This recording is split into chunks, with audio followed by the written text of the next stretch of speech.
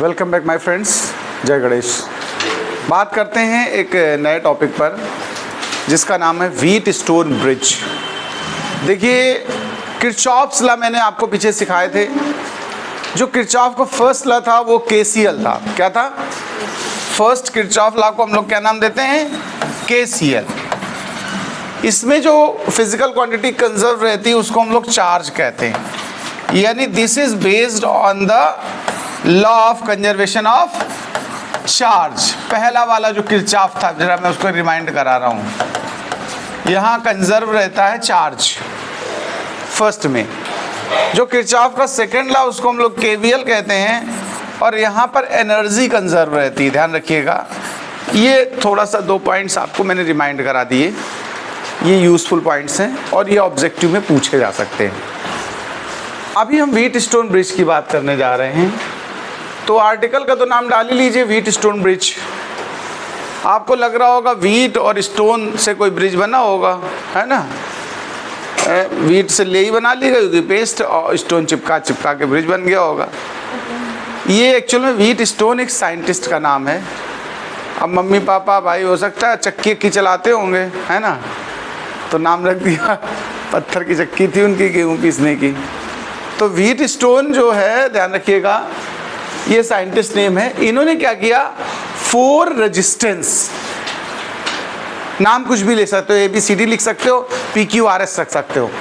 Wheat stone ने 4 resistances की help से उनको सीरीज में कनेक्ट किया और एक पैरेललोग्राम बनाया। कुछ इस तरीके से हम देखो बताते हैं आपको। पैरेललोग्राम बनाएंगे हम, टोटल 4 रेजिस्टेंस आपस में कनेक्ट करेंगे। देखिए, आपको ये पैरेललोग्राम दिख रहा कि नहीं दिख रहा? इसमें हम टोटल 4 रेजिस्टेंस अरेंज करने वाले हैं। 1 2 3 4। ये सब सीरीज में कनेक्ट हैं। किसी एक को P कह दिया, दूसरे को Q कह दिया, फिर एक को R कह दिया, फिर एक को S कह दिया। This is the arrangement of 4 resistors in series and make a parallelogram. आप लेबलिंग कर लीजिएगा, इन पॉइंट्स का नाम कुछ रख दीजिए, A B C D। अगर आप पैरेललोग्राम को जानते होंगे थोड़ा सा, इस रेजिस्टेंस का नाम S है, तो आप जानते होंगे देयर आर 2 डायगोनल्स। यहाँ पर 2 डायगोनल्स हम ले रहे हैं। इन दोनों डायगोनल में से एक डायगोनल में, ध्यान रखना मेरी बात, हमने गैल्वेनोमीटर लगाया हुआ है। गैल्वेनोमीटर का अरेंजमेंट BD पे कर दिया। आप चाहें तो यहाँ एक स्विच भी यूज़ कर सकते हैं, K1 K2 कुछ भी नाम यहाँ डाल सकते हैं। एक और ध्यान रखने वाली बात है, दूसरा डायगोनल AC है। आप डायगोनल देखिएगा, BD एक डायगोनल है कि नहीं है बताओ? इस डायगोनल में हमने क्या अरेंज किया है? Galvanometer. Mainly switch on off करने के लिए है, कनेक्टिविटी देना ना देना, इसलिए लगा दिया। एक डायगोनल AC है। हमें अगर यहाँ कुछ चीज़ अरेंज करनी है, अटैच करनी है और शो करनी है डायग्राम में, तो हम इस लाइन को यहाँ ना शो करके अगर साइड में ऐसे दिखा दे बाहर, तो डायग्राम थोड़ा क्लीन और नीट बनेगा। इसलिए जो चीज़ हमें AC में अंदर बनानी है वो अंदर ना बना। भाई वायर कनेक्ट करना, मुझे वायर छोटा होगा तो ऐसे जोड़ दोगे, थोड़ा बड़ा कर दिया, बाहर से निकाल दिया, कोई दिक्कत है?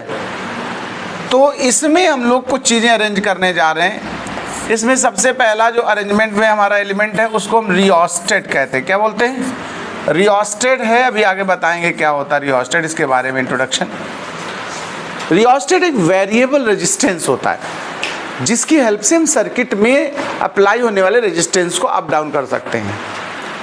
एक हम लोगों ने यहाँ बैटरी या सेल कुछ लगा दिया है जिसकी हेल्प से हम करंट भेजेंगे, और एक स्विच लगा दिया है। रियोस्टेट ना भी लगाएं इतना कंपलसरी फैक्टर नहीं है, मतलब सेल चाहिए, एनर्जी भेजना है ना, करंट भेजनी है। हम चाहें तो बिना रियोस्टेट के भी इसको बना सकते थे, और अच्छा फालतू का एक एक्स्ट्रा पॉइंट क्यों बढ़ाएं। हम लोगों ने क्या कर दिया, सीधा एक सेल या बैटरी लगा दी, इसको बी लिख सकते हो या पूरा बैटरी लिख दो। आप देखिएगा बैटरी से करंट चलेगी ऐसे, और जब यहां पहुंचेगी तो करंट का डिस्ट्रीब्यूशन हो जाएगा टू पार्ट्स में कि नहीं हो जाएगा, बताओ। अब एक साइड में करंट का नाम हमने I1 कह लिया, तो दूसरी साइड जो गई उसको I2 कह दिया। इधर I1 लेट कर ली और इस तरफ जाने वाली I2 लेट कर ली। व्हीटस्टोन ने, देखो दो तरह का व्हीटस्टोन ब्रिज अरेंजमेंट होता है, एक बैलेंस्ड और एक अनबैलेंस्ड। हम अभी यहाँ जो पढ़ेंगे वो बैलेंस्ड पढ़ने वाले हैं। हम लोग ऐसा एडजस्टमेंट करें कि जितनी करंट इस आर्म से होकर जाए और जितनी इस आर्म से होकर जाए, दोनों में एक सिचुएशन ये कि गैल्वेनोमीटर से करंट ना पास हो, ऐसा एडजस्टमेंट किया जाए। तो ये आज जब इसमें जाएगी नहीं तो I1 बढ़ करके इस रास्ते से आगे बढ़ेगी, देखो, और जो इस तरफ से I2 आई थी वो इस रास्ते से आ गई, और दोनों फिर से मिल करके क्या हो गई, I1 plus I2।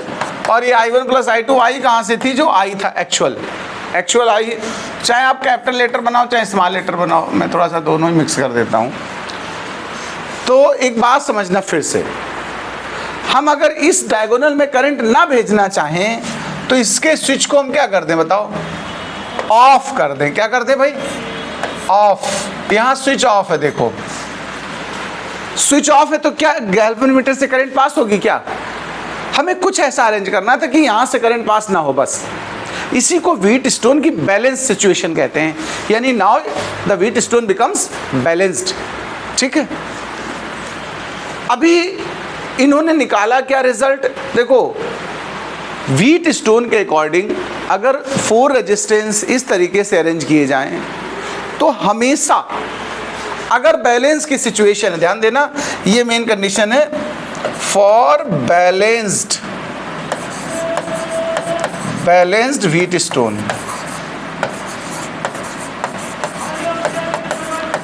For balanced Wheatstone bridge.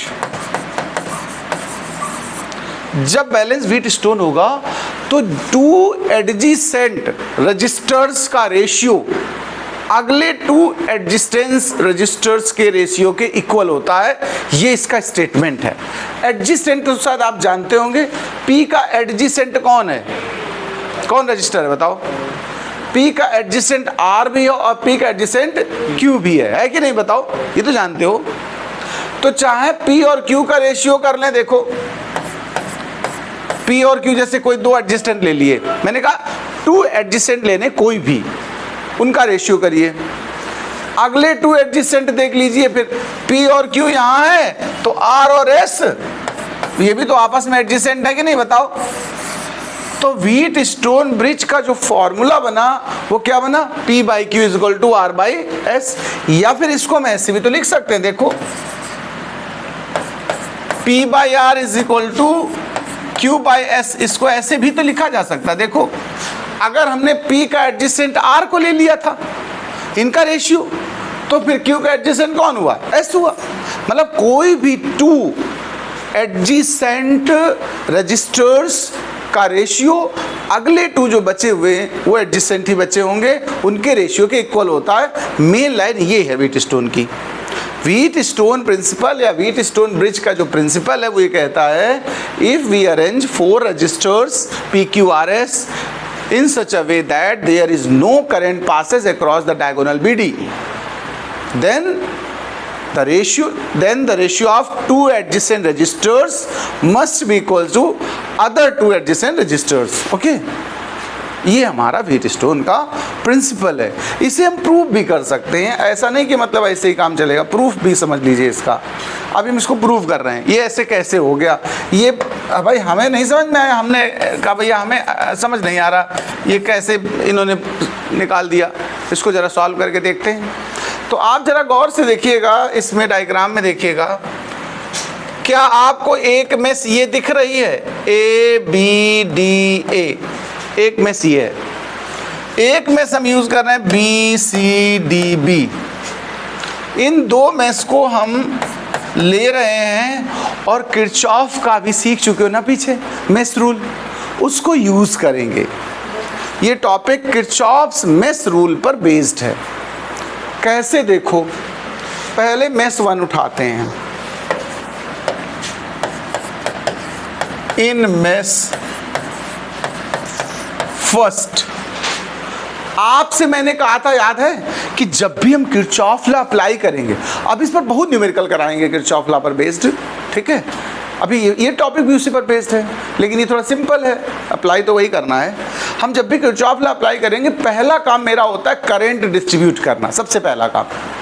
तो करंट तो हमने आपके सामने दिखा दी, आई करंट गई, दो पार्ट में बांट दिया, I1 I2 कर दिया। I1 यहाँ से पास, चूंकि इसमें पास नहीं कराना मुझे, इधर से पास हो गई, I2 इधर से पास होकर के मिल गई। फिर वापस देखो, इस सेल से कितनी निकली थी बताओ, आउटगोइंग कितनी थी I, और वापस इसको कितनी मिल रही है, I मिल रही है। मतलब कहने का बैलेंस सिचुएशन हो गई। ये करंट डिस्ट्रीब्यूशन फर्स्ट स्टेप होता है जब भी हम किरचॉफ लॉ कहीं सर्किट पे यूज करेंगे। सेकेंड सिचुएशन में हम उस मेस में रेजिस्टेंस ढूंढेंगे कि कितने लगे हैं। जैसे पहली मेस की बात हुई मेरी, देखो इसमें कितने रजिस्टर्स हैं, देखो 2 हैं, कौन कौन से, P और R, 2 रजिस्टर्स हैं कि नहीं, बताओ। रजिस्टर ढूंढना है मुझे, ढूंढ लिया।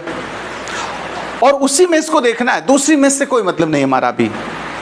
अगर मैं पूछूं ये P में जो करंट जा रही है वो कौन सी है, कौन सी करंट P से जा रही है, I1 जा रही है कि नहीं, ये कहाँ जाएगी, B पॉइंट पे पहुंचने के बाद कहाँ जाएगी, नीचे उतरेगी। अभी हम ये नहीं सोचेंगे कि वहाँ रास्ता है, वो मेस नहीं ध्यान देना हमें सिर्फ इतनी जगह पे देखना है। तो जब ये यहाँ जाएगी तो B से नीचे डाउनवर्ड आएगी कि नहीं आएगी। उसी तरीके से ये I2 देखो, I2 R से पास हो रही है, यहाँ आने के बाद ऊपर को चढ़ेगी कि नहीं चढ़ेगी, बताओ। तो अगर आपसे मैं नेचर पूछूं, टेंडेंसी ऑफ द डायरेक्शन, आप देखिए I1 की टेंडेंसी ऑफ द डायरेक्शन ऐसी है और I2 यहाँ पहुँचने के बाद ऊपर को जाना पसंद कर रही है। तो दोनों का नेचर अपोजिट है एक दूसरे से कि नहीं, बताओ। ये अपोजिट भी समझना जरूरी है, अपोजिट है या सपोर्टिव है। अपोजिट है तो एक को पॉजिटिव लेना और एक को निगेटिव लेना। अगर 3 करंट हो सपोज करो कहीं, तो जो 2 एक साइड एक डायरेक्शन में उनको पॉजिटिव ले लो, जो अपोजिट में है वो निगेटिव। मतलब कुल मिला के कोई भी एक डायरेक्शन को आप पॉजिटिव इमेजिन कर लो तो दूसरे को निगेटिव।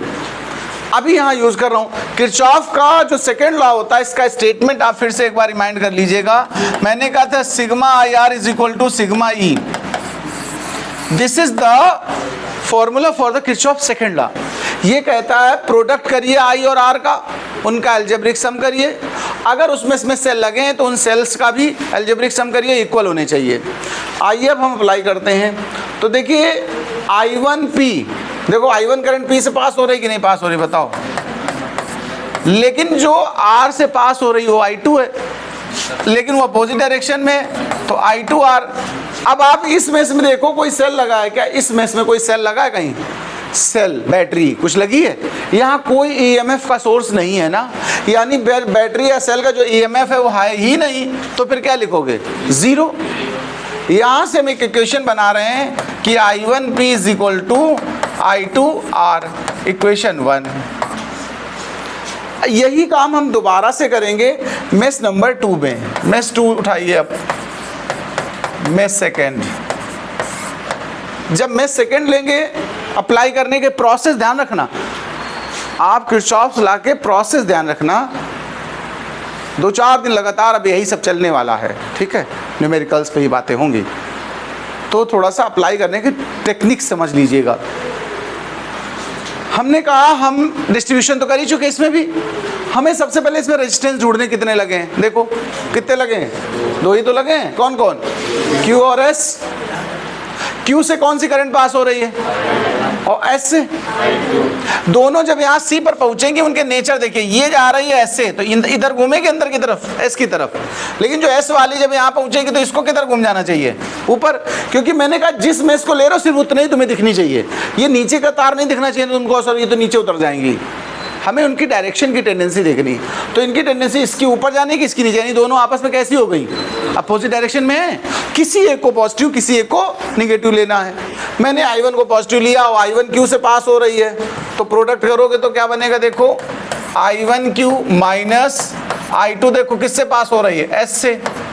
और इसमें भी कोई सेल नहीं लगा, देखो इस मेस के पास भी कोई सेल नहीं है, कोई बैटरी नहीं है, कोई सोर्स ऑफ एनर्जी नहीं है। इसका मतलब हो गया कि I1Q माइनस I2S बिकम्स 0। फिर यहाँ से एक इक्वेशन फॉर्म करते हैं, I1Q इज इक्वल टू बनेगा I2S, इक्वेशन सेकेंड। इन दोनों का रेशियो करना है मुझे। अब क्या करना भैया, रेशियो कर दीजिए दोनों का। तो देखिए I1P अपान में I1Q, I2R अपान में I2S हुआ कि नहीं हुआ बताओ। I1 cancel, I2 cancel, P by Q is equal to R by S आ गया कि नहीं आ गया बताओ। यही तो व्हीट स्टोन में हमने फॉर्मूला आपसे कहा था यूज होगा। ये व्हीट स्टोन ब्रिज का बेसिक्स तैयार हुआ। अभी हम इसमें कुछ और पॉइंट्स बताएंगे कि सेंसिटिविटी कैसे ज़्यादा होती है, कैसे कम होती है, सेंसिटिविटी क्या है, ये जो आपने रेजिस्टेंस लिए इनके ऑर्डर ऑफ मैग्नीट्यूड कैसे होंगे, अभी इन पे बात होनी है। लेकिन पहले थोड़ा इतना डिस्कशन नोट कर लिया जाए। देखिए ज़रा ध्यान से, पहले थोड़ी सी हम लैंग्वेज बोलेंगे कि व्हीट स्टोन ब्रिज क्या है, ठीक। तो लिखिए थोड़ा सा लैंग्वेज, फिर डायग्राम बनाइए, फिर आगे की बातें। तो लिखिएगा व्हीट स्टोन, ये साइंटिस्ट नेम है, wheat stone devised a network by which we can obtain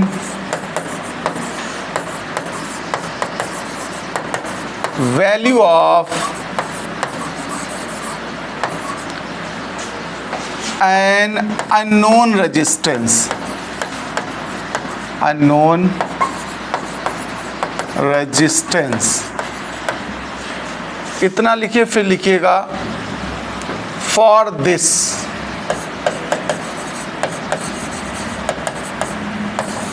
he connected 4 resistances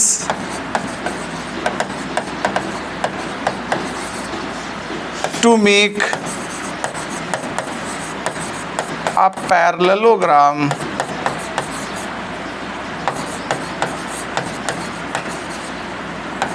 in series combination.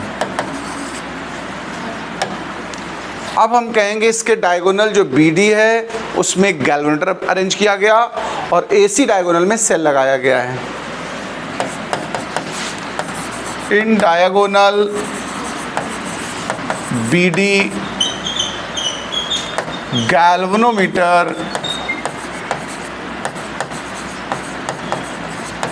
G attached, while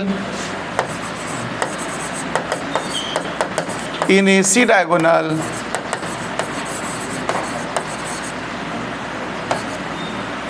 cell or battery connected।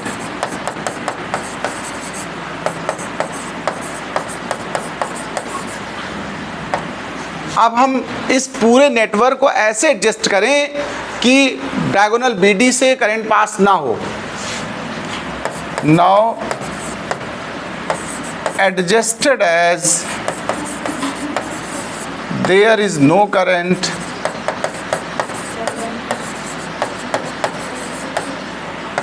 in diagonal BD।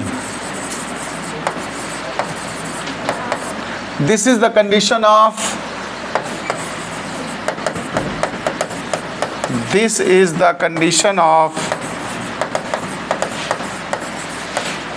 balanced wheat stone bridge. इस situation को हम balance wheat stone bridge कहेंगे। फिर आप यहाँ से note करेंगे for balanced wheat stone और साथ में डायग्राम बनाएंगे। इतना नोट करिए, फिर आगे की बातें सिखाता हूँ मैं। देखिए अब हम बात करते हैं, ये जो व्हीट स्टोन ब्रिज हमारा है इसमें जो आर्म हैं इनके भी कुछ अपने नाम होते हैं। ध्यान से सुनिएगा जरा भाई। देखिए हम कुछ आर्म हैं जिनके नाम बताना चाहते हैं। जैसे एक आर्म AB है और एक BC है। ध्यान से सुनिएगा, AB और BC इनको बोलते हैं रेशियो आर्म। क्या बोलते हैं? इनके नाम है रेशियो आर्म। वहीं पर जो AD है जिसका रेजिस्टेंस कैपिटल R है, इसको बोलते हैं नोन आर्म। इसका रेजिस्टेंस हमको ऑलरेडी गिवन होगा, इसलिए नोन आर्म है। और जो DC बची, इसको बोलते हैं अननोन आर्म। क्या मतलब है पहले इसको भी समझ लीजिए। एक्चुअल में जो P/Q = R/S आया था, यहां पर केवल S अननोन है। इस फॉर्मूले का यूज होता है किसी अननोन रेजिस्टेंस की वैल्यू फाइंड करने के लिए। तो टोटल 4 रेजिस्टेंस यूज किए, उसमें से एक अननोन है, बाकी सब हमें पहले से पता है। तो उसमें से R भी नोन है, और ये दोनों रेशियो की तरह यूज होते हैं, ये भी नोन है। तो इसीलिए लास्ट वाले का नाम क्या पड़ा, अननोन आर्म। यानी अगर S की वैल्यू निकालनी है मुझे, देखो तो सीधा सीधा R × Q/P आ जाएगा कि नहीं आएगा, बताओ। इससे हम लोग कोई अननोन रेजिस्टेंस की वैल्यू फाइंड करते हैं, इसीलिए इसके ये नाम पड़े। एक और बात सुनिए, एक और आर्म है हमारे पास। यहाँ पर BD वो है डायगोनल, लेकिन उसको भी आर्म कहते हैं, और AC दोनों डायगोनल है कि नहीं। ये दोनों कंजुगेट आर्म बोले जाते हैं, इनका भी नाम जानिए। BD diagonal and AC diagonal, इनको जो बोलते हैं, इनको क्या बोलते हैं, कंजुगेट आर्म। क्या मतलब है इसका, इसका भी मतलब जानिए आप। इनको कंजुगेट आर्म क्यों कहते हैं? एक्चुअल में जब बैलेंस की सिचुएशन होगी, व्हीटस्टोन बैलेंस होगा, तो इनको आपस में इंटरचेंज किया जा सकता है। इंटरचेंज क्या किया जा सकता है बताओ भाई। BD में क्या हमने अरेंज किया बताओ, गैल्वेनोमीटर, और AC में क्या है, सेल या बैटरी। हम चाहें तो बैलेंस सिचुएशन में यहाँ गैल्वेनोमीटर लगा दें और यहाँ बैटरी लगा लें। ध्यान देना जरा, कोई फर्क नहीं आएगा बैलेंस सिचुएशन में। बैलेंस्ड सिचुएशन में कोई फर्क नहीं आएगा, सेम आंसर आएगा। यानी इन दोनों आर्म को हम इंटरचेंज कर सकते हैं। क्या कर सकते हैं, देख है ना, are interchange, so known as conjugate arm. Okay, तो ये पॉइंट्स भी नोट करिए। फिर सेंसिटिविटी पे, अच्छा चलो और सेंसिटिविटी भी जानी लो लगातार में। सेंसिटिविटी की बात आती है। सेंसिटिविटी वर्ड का मीनिंग ये होता है कि अगर थोड़ा सा भी कोई वेरिएशन किया जाए तो उसका रिजल्ट ज़्यादा मिले, तभी तो सेंसिटिव कहते हैं। मोस्टली गर्ल्स को सेंसिटिव कहा जाता है, ऐसा मतलब जनरल थिंकिंग है, बात की हमें नहीं पता क्या है एक्चुअल में। और बॉयज़ को लोग कहते हैं कम सेंसिटिव होते हैं या नॉन सेंसिटिव होते हैं, मतलब नॉनसेंस होते हैं, ऐसा भाई वही तो मतलब निकला। सेंसिटिव का मतलब होता है गर्ल्स को थोड़ा डांट दो, अड़का दो, और पिताजी थोड़ा लंबी बड़ी आंखें कर दें, ऐसे तो रोने लगे लड़कियां, है ना। और लड़कों को का उठा पटक दो, पीटो, धमको, उसके बाद फिर भी मुस्कुराते बाहर निकलेंगे, है ना। इसको सेंसिटिविटी कहते हैं कुल मिला के। तो यानी कहने का मतलब यहाँ पर जो गैल्वेनोमीटर है, देखिए ये अभी बैलेंस है। अगर थोड़ा भी इसमें से रेजिस्टेंस में कुछ चेंज आए या सिचुएशन हल्की सी भी कोई चेंज हो, तो गैल्वेनोमीटर में जो सुई लगी वो ज़्यादा डिफ्लेक्ट हो जाए, थोड़ा चेंज करने से ज़्यादा डिफ्लेक्ट हो जाए, तो उसको हम क्या बोलेंगे, सेंसिटिव।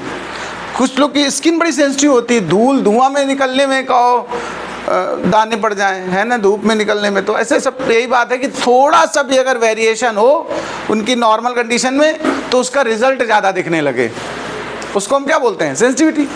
सेंसिटिविटी अच्छी बनाने के लिए इसकी व्हीटस्टोन ने 2 बातें सजेस्ट की। पहली बात उन्होंने कहा है कि PQRS के ऑर्डर सेम होने चाहिए। देखो, for sensitive Wheatstone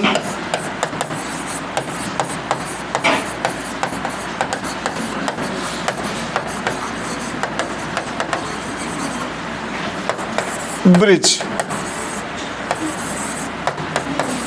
the order of 4 resistance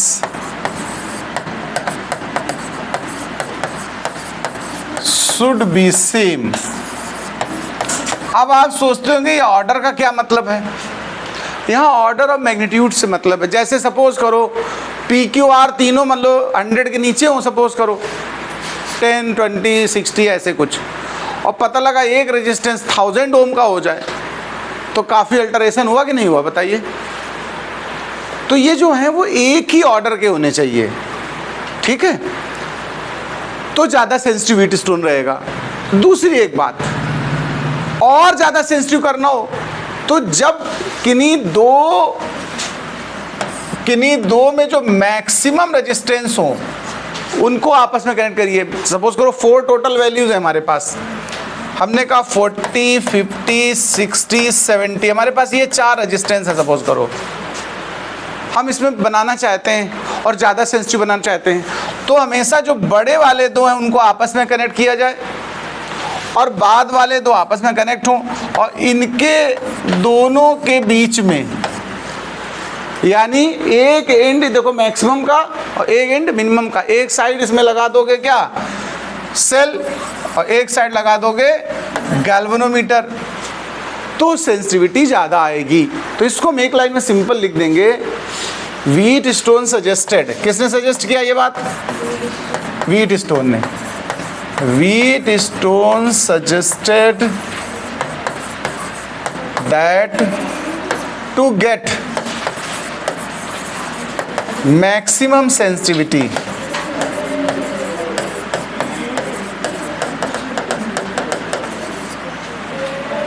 we connect galvanometer and cell between most valuable resistance